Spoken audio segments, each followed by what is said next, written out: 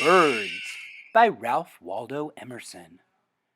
Darlings of children and of bard, perfect kinds of vice unmarred, all of worth and beauty set, gems in nature's cabinet. These the fables she esteems, reality most like to dreams.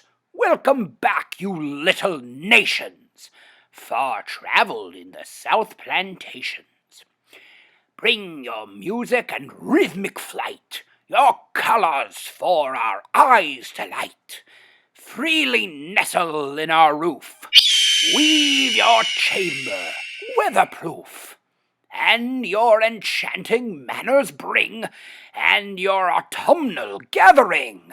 Exchange in conclave general, greetings kind to each and all, conscious each of duty done, and unstained as the sun.